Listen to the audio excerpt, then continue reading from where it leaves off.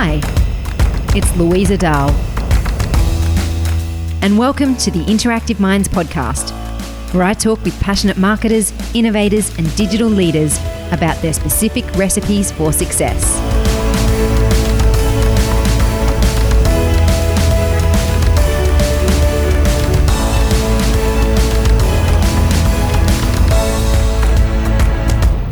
In today's show, I interview Sam Zivot, a digital marketer currently in Canada. Here's 3 things you're going to learn. 1, how you can take a digital marketing career around the world. 2, how to reinvent yourself in different cities. And 3, how to use LinkedIn to grow your reputation. Let's get into it. Today I'm here with Sam Zivot, who most recently was the Senior Manager of Digital Marketing at the Metropolitan Museum of Art in New York. Sam and I first met when he lived in Brisbane and was then a digital strategist at Lorna Jane. Sam spoke at quite a few Interactive Minds events for us over the years, and he's had a most interesting career, which we're going to delve into today. Welcome to the show, Sam. Thank you for having me. Good to be back, even through virtual form. Thank you. Now, where are you calling in from today? We're doing a virtual interview for this podcast, so tell us where you are. Yeah, well, we're currently on a quote-unquote summer sabbatical, so I'm coming to you from a fairly remote island off the coast of Vancouver, British Columbia. So, yeah, quite the change coming from New York City to a place with a population of 800 people. So, yeah, from 8 million to 800. But, you know, we'll enjoy the change of pace while we have it. Wow. Yeah, that's a big change. It sounds like it's nice and relaxing for you.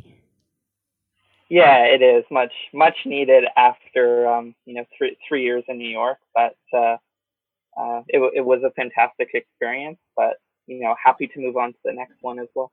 Yeah, great. Now tell us a little bit about your career journey to date, because I've mentioned 2 of your previous places in employment. Can you take us back maybe, a couple more steps over the last 12 years and give us a bit of a summary of what you've done? Sure. So, yeah, I guess my marketing journey really started on the creative side of the advertising space. I started as a copywriter working out of Toronto, and I enjoyed it to some degree and was proud of some of the work we produced. But I think, my frustration with the creative side of advertising was that I was inputting a lot and very little that you inputted actually got produced or saw the light of day. So, that sort of frustration with that process sort of pushed me towards more the strategic side of marketing, where I felt my actions could be, realized much quicker. And a lot of what I was doing, saw the light of day. And instead of, writing 100 headlines to get to one, at the approval of a creative director, you could just go and put 100 different headlines, or maybe not 100, or test 10 headlines in a campaign and see which one actually performs best, and, not the opinion of one creative person. So yeah, that's where I started. And then, yeah, eventually, made my way from Toronto to Brisbane, following, my wife, which, has been good. And I'm very thankful that I've been able to go on a journey with her, to Brisbane, Australia, and, eventually, came to find employment with Lorna Jane, and ended up being there for 5 years, both in Brisbane as well as, coming back to the US with them, when they moved into the US market to help with their expansion there. And then from there, settled into Philadelphia, where I led digital for, what I would term a smaller Westfield. So, a real estate group that owns 32 different properties across the Eastern US, and ran digital across their 32 different properties. And then the journey took us to New York, where, I did the big agency thing in New York and worked in media, specializing in paid social at MEC, which is now Wavemaker. And then from there, found myself at the Metropolitan Museum of Art, where I I led the uh, retail side of the digital practice. So really focused on selling products associated with the museum and the works in the museum rather than promoting the destination itself.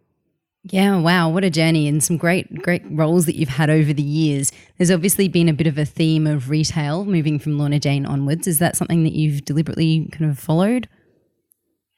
I mean, I guess, once you start to have experience in something, it sort of flows nicely into the next retail opportunity. I mean, I would say business to consumer is definitely, my bread and butter and interest. And I think, that's a result of I like things to happen quickly and, have an input and see it directly result in something where, in the B2B side, things generally work a bit slower. So, I think I really enjoy the instant gratification that comes to B2C and with retail. Yeah. But yeah, I definitely see myself, continuing in the retail arena, but, have other interests as well. So, excited to see where things go from here.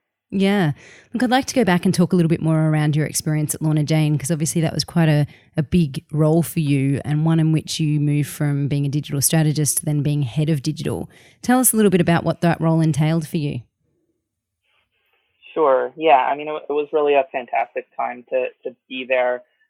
Really because, I was the first person, essentially their first digital, going back to 2010. So it was really a complete blank slate and opportunity to put my own mark on things. And I think, when I came there initially, the focus of my role was really around social and building the community and, activating those raving fans. And, we certainly did that. And yeah, then the role just came to be more all encompassing across, all the digital channels and, really focused on driving both the e-commerce revenue growth of the brand as well as, ensuring we're driving people into the retail properties as well. Mm.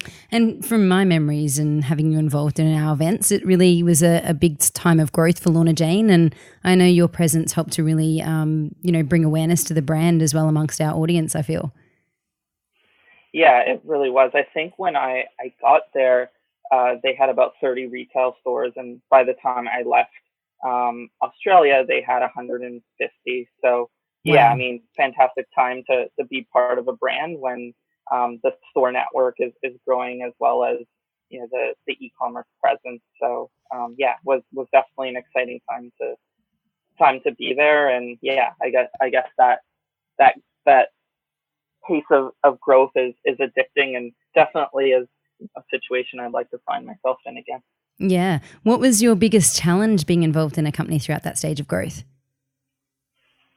I mean, I think as a brand transitions from, a brick and mortar retailer to a digital business, there are all the usual and obvious challenges in terms of data integrity and data flowing consistently between systems and being able to leverage all of the data that you're collecting from your customers in store and online to market to them better. So yeah, I mean, I think that's sort of a constant theme that I've seen as I've worked for several different, retail companies.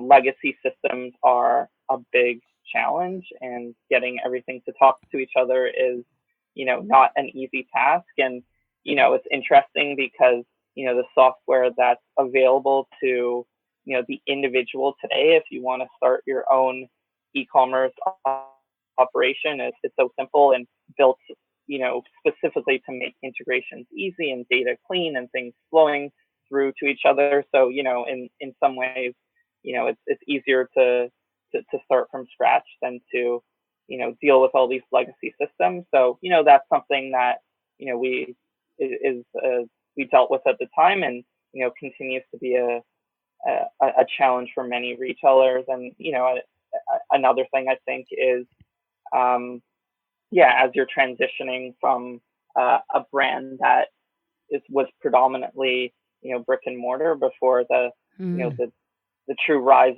of digital, is having the right IT resources in place, both internally and externally, to make sure that you have the right partner and that they can deliver consistently and deliver at the speed that retail needs to move. So I mean, I would say a constant theme throughout my retail, career is, always being behind from a development standpoint, or wanting to get, features out there that benefit the customer, but being limited in some regard by, IT or development resources. So, that's not unique to myself, but it's definitely a theme I've seen throughout my career. Yeah, and look, it's interesting because you say that and talk about that in the retail context, but you could be talking about a role today as well, couldn't you? Because I think regardless of where we're at as marketers, there's always more to be done, more improvements to be made, and a bit of a gap in terms of our systems and how they tie together and share data and do what we really want them to do. Yeah, no, that's 100% true. I mean, I guess it comes down to you as a marketer want to spend your time marketing and not worrying about all of the systems. But the reality is, doing the marketing is so dependent on having all of that in place that you have to be a little bit patient before you can do the really sophisticated stuff. Yeah, definitely. And looking back at your time there, what would you say has been your biggest learning or monumental moment when you think back at your time at Lorna Jane?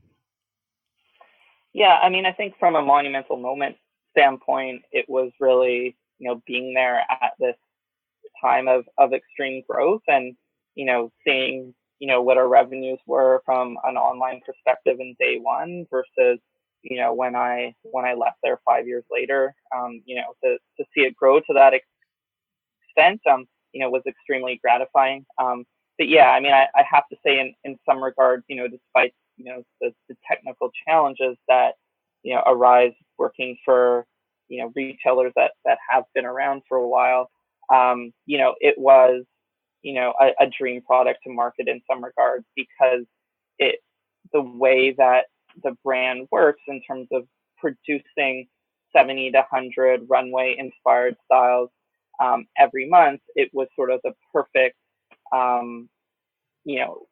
mix to have a digital brand because you had this constant flow of fresh content that was product based, and you never ran out of things to talk about. You never found yourself in a position where you really had to force content in terms of, oh, we're going to celebrate International Muffin Day and International puppies who have 3 legs day. All the way that the product was set up and the business was set up. We had constantly new things to talk about, and that helped bring new people in and really establish the loyalty, because if you could sell a person on one pair of fashionable tights, it was easy to keep them coming back for the latest runway style. So then you left Lorna Jane and headed to the US, primarily because of your wife's career, as I understand it.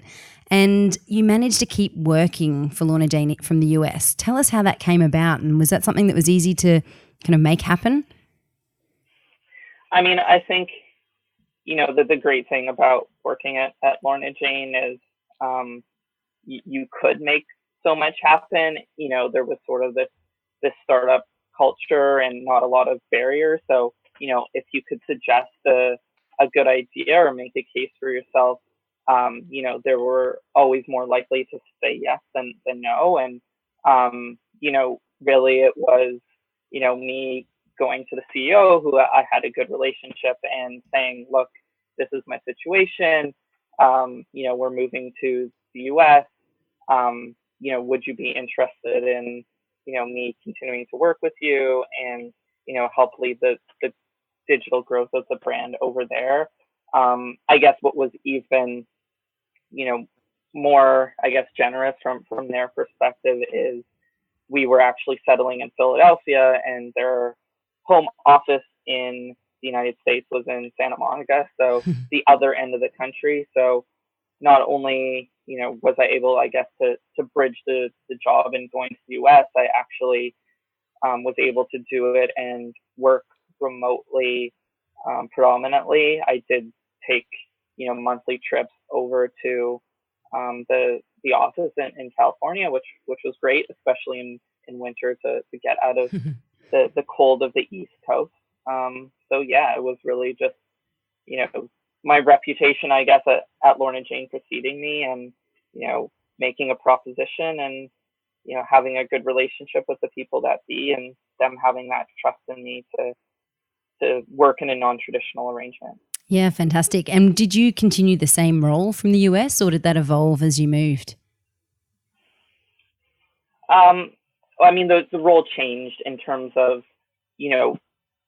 previously the focus was exclusively on the Australian market, and then, my role in Australia was directly replaced, and my focus really became exclusively on the US market. So, in some ways it was similar to the situation I had found myself in, 4 years earlier, being a startup, and, accelerating and driving the brand's growth from a digital perspective in the US. But yeah, in a bit of a different environment. In Australia, you're a clear number one, and US, it's a bit more challenging because you have, long established players, and it was just, it was the same time where you saw a lot of retailers getting into the activewear space. So, we just had to, behave a bit differently as, the underdog rather than, the dominant player in a market.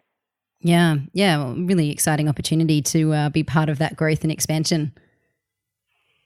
Yeah, it was, and yeah, very, very fortunate to have had that opportunity. And yeah, I mean, I still keep in touch closely with the brand today, and it's a great Australian success story, and they continue to grow, not just in the US, but in elsewhere in North America and in Asia. So, proud, I guess, to be, the person who, quote unquote, started it all, at least from, a digital perspective. Yeah, fantastic. Great career achievement to have under your belt.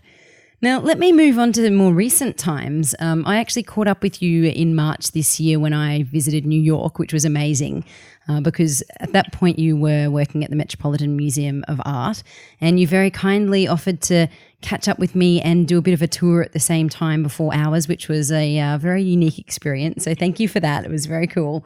Tell us a little bit about your role at the Met.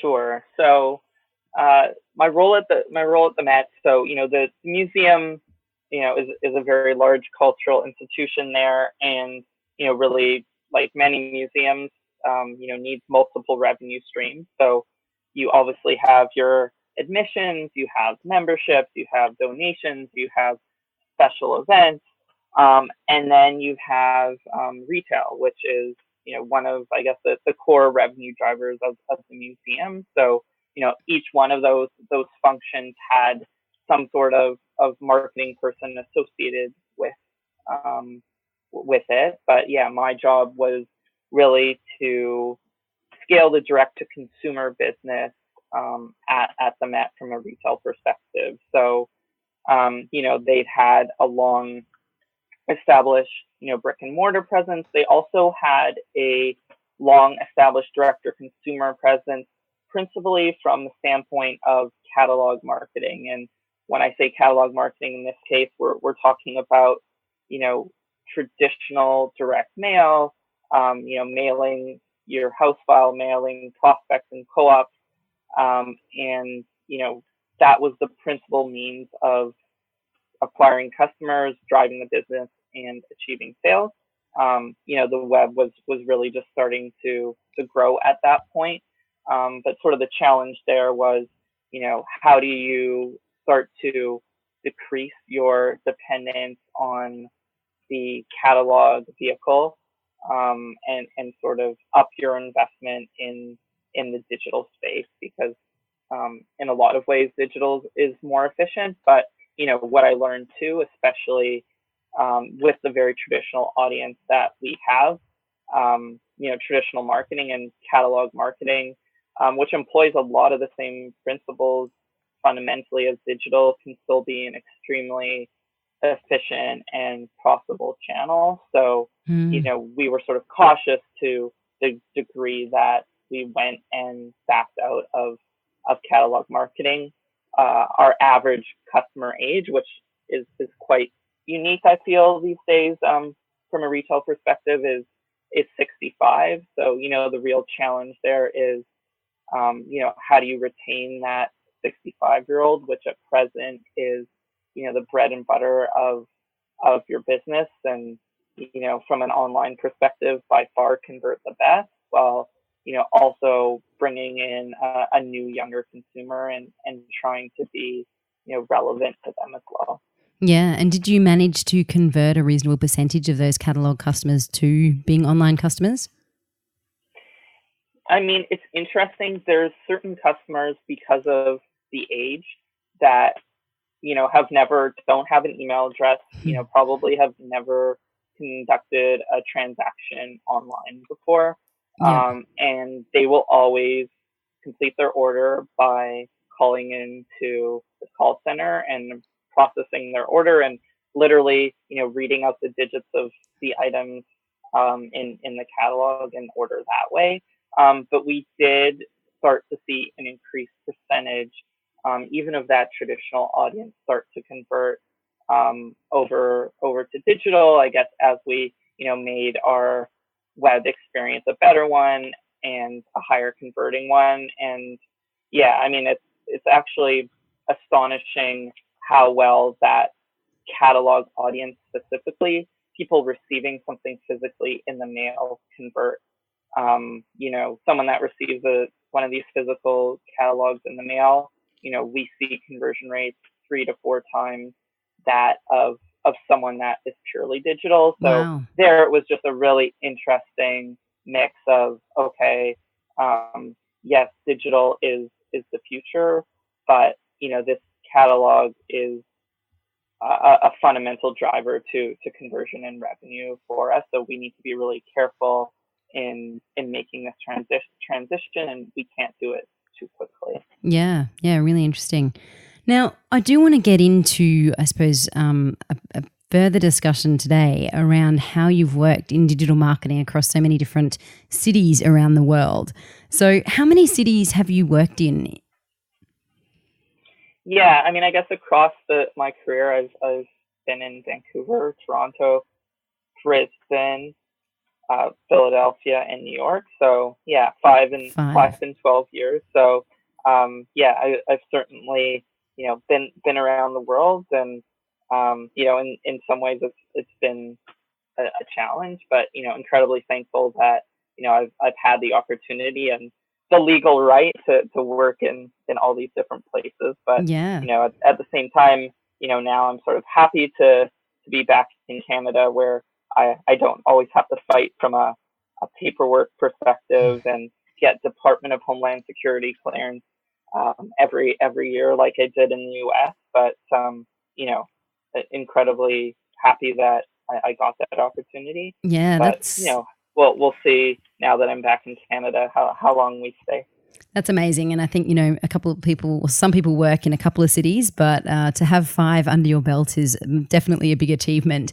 Obviously, the paperwork and the logistics is always difficult. What would you say, the biggest challenge from getting roles and actually doing those roles across multiple cities in our space is, or has been, I should say? Yeah, I mean, I would definitely say that, all the sort of credibility and reputation you build from being in a place and connecting with people, and going to events, unfortunately, I found somewhat evaporates when you're moving city to city. So in Brisbane, I know I was very dedicated to sort of work on that personal brand and speak at events and add value to the community and network with my peers. And, that was great. And I really felt a strong part of that community and, sort of found myself, in a situation where, people were knocking on my door, which, is always a fantastic situation to be in. But yeah, I mean, as you move cities, people don't know who you are, and you sort of have to start that whole process again and start from square one and, put yourself out there and start the journey again. So yeah, I mean, starting from square one is, each time really is the challenge, but, I guess I'm someone who puts themselves out there enough to make those connections and, with a little bit of luck on my side to, find his way back into the community. Yeah, wow. And I mean, I guess moving from Brisbane to the States, you had the benefit of staying with your existing employer, which I'm sure helped with the transition. But how do you reinvent yourself? How do you put yourself back out there? What does that practically look like for you? Yeah, I mean, I think doing things like this, hopefully help. I mean, despite the primary audience maybe likely being Australian, but yeah, I mean, you have to work on establishing your credibility and expertise in the industry, through all the tools that we have available to us today from a social perspective. I think, LinkedIn, has really only recently started to emerge more as a personal branding platform as, video content becomes part of the platform and publishing articles directly on the platform becomes part of it. So, a couple of, my personal tactics, is or goals is really to, ensure my name and expertise is out there on LinkedIn, and leveraging their platform, because when you do publish on there, it tends to be highly visible. And, there was one article I published on there that, entwined a little bit of comedy as well as, industry insight or frustration generally, I guess, with the HR process and how recruiters come to you and routinely, send you jobs that are completely irrelevant. So, in one case, I had this particular employer or prospective employer in Aflac trying to solicit me for a job that was completely out of my field, but I decided to play along. And, they were essentially looking for someone in insurance sales, but Aflac actually has a very famous mascot in the Aflac duck. So I sort of tried to reposition the role in my discussions with HR to be the role of the Aflac duck and Aflac mascot, and actually had an interview all set to go to interview for to be the mascot of the brand. And only at the last minute did they cancel. But, I was able to sort of share the entire interaction between, myself and HR, Yeah. on LinkedIn. And, I think people really appreciate the honesty and candor of my article and the comedy. And it's interesting. Now I'm getting a bunch of random people, messaging me about the roles because my article, for some reason, ranks very high in searches related to, Aflac insurance jobs. So now I'm having all these people, message me on LinkedIn and in conversation when I talk to prospective employers. People are going to go to your profile and, the first thing that people see is, this Aflac Duck article, and everyone is bringing it up in conversation. And, it sort of shows that, what you're talking about, but you're also a real person. You're not too serious, which is a positive trait, I guess, that, many organizations seek. So, yeah, I mean, I guess the more I can continue to publish in my own unique way, that definitely helps. And, I mean, really just, getting back involved in, anything that can enhance your reputation and expertise, and, doing work for someone, pro bono, so that you have, a strong case study that you have locally, and yeah, really focus on building your reputation, because, I've found here that, your resume by and large is not that effective at, necessarily gaining the attention of new employers. And, you apply to these jobs along with 500 other people that, that's not going to be your differentiating factor. It's going to be something else. Yeah, and I love that. I love the idea of doing some pro bono work locally in order to get that local experience on your resume or in your list as well. And when you talk about LinkedIn, again, I think it's a great tool for marketers to use. It's still underutilized. There's a lot of great content on there, and obviously it's a great publishing opportunity as well. Are you also using it to, connect with locals from a marketing perspective or job prospect perspective? How kind of specific are you or deliberate around that?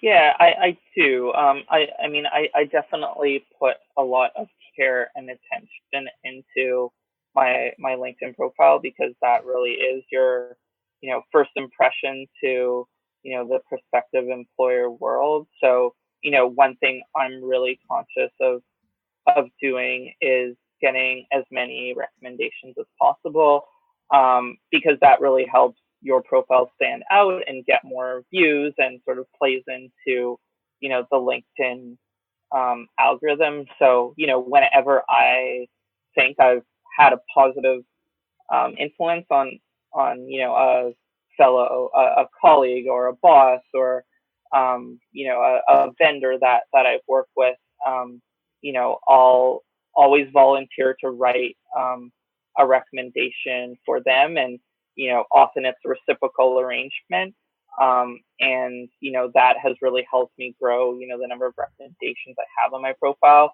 I think I'm at 49, so currently seeking number 50. But when someone can go to your profile and see that this many people endorse you, that definitely helps yourself from a personal branding point of view as well. Yeah, definitely. But yeah, you really have to be crafty and clever, because that LinkedIn apply button makes things so easy.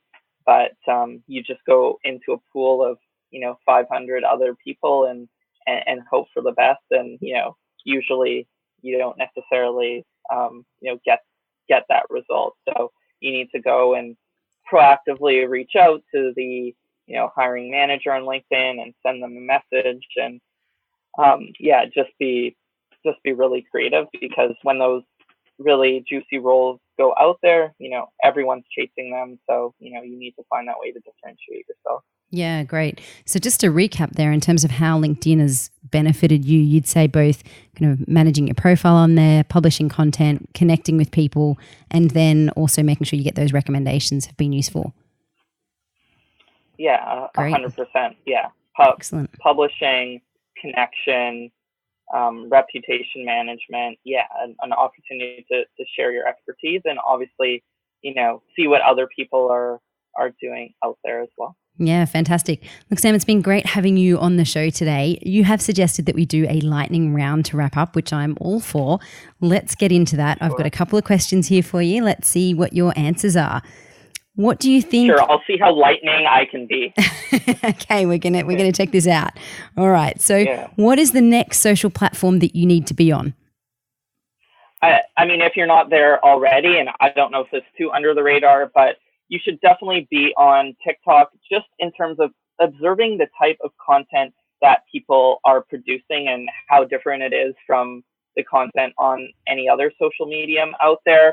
It's clearly dominated at the moment by the under 18 crowd. I have recently started to see more boomers infiltrate the platform, but as their advertising model emerges, I expect that to be a hot new channel, especially for brands who have millennials and Gen Z as their targets.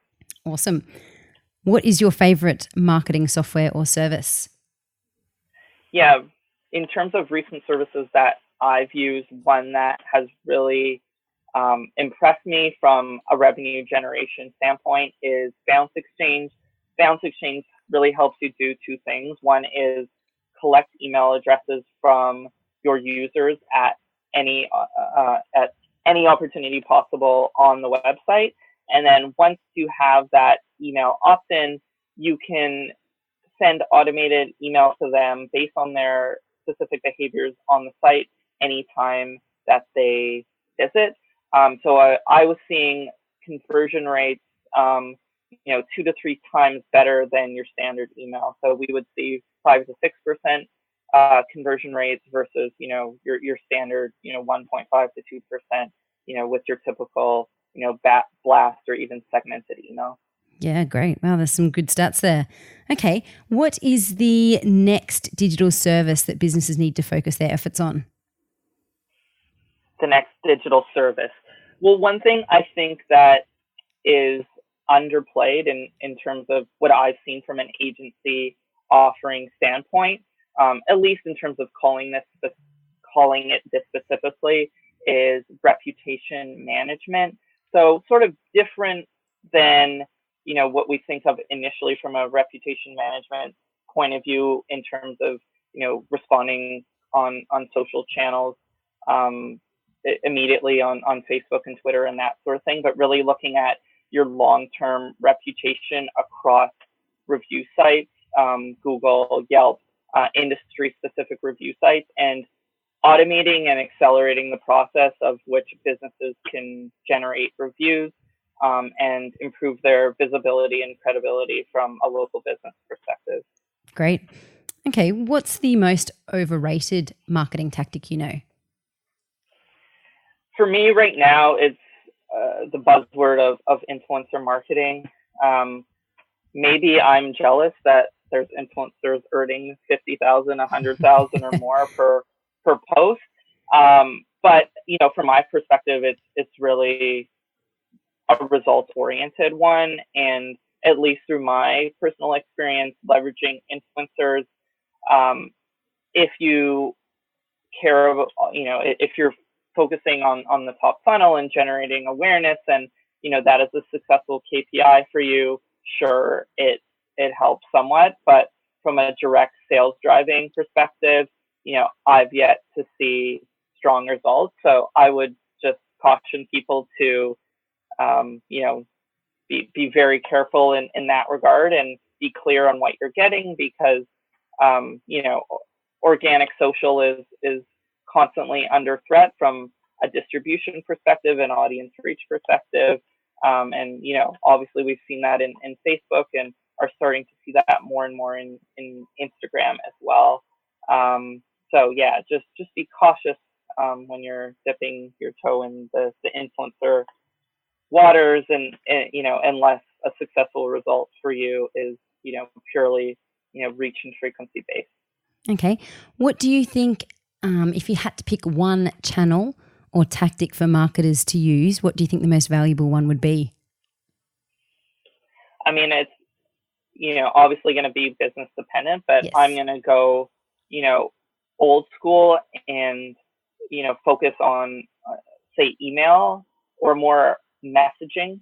Yep. But messaging from a new school way in terms of automating the email messages, automating the text message, automating push notifications, reaching people at the right time with messaging that is relevant to them, that is going to incite them to take action.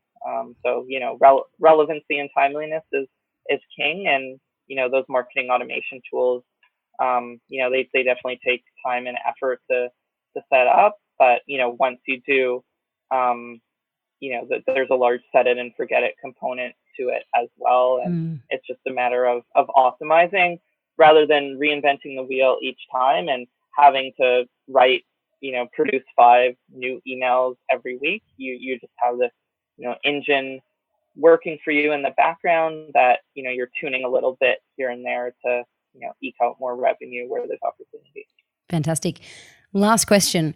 If you had to get buy-in from a stakeholder within the business for something you wanted to do, what would be your number one tip or way to engage them?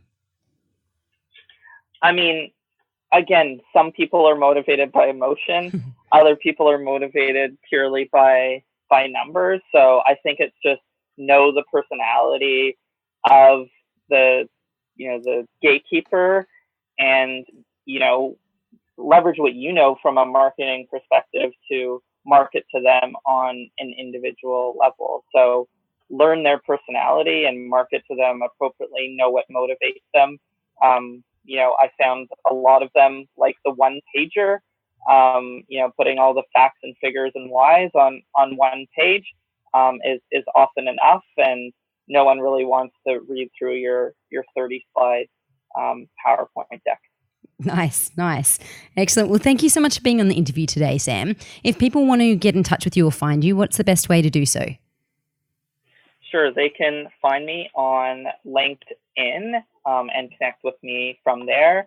They can also find me on Twitter at Dr. Z. No, I'm not a real doctor. Or they can email me at szivot@gmail.com. But let's connect on LinkedIn and go from there. Perfect. Thanks again, Sam. It's been great having a chat and understanding how you've managed to have a career that spans around the world. Thank you so much for joining us. Thank you for having me. Thanks for listening. If you liked this episode, please remember to subscribe. My recommended action item from today's show is to look at how you can put yourself out there to build and showcase your reputation.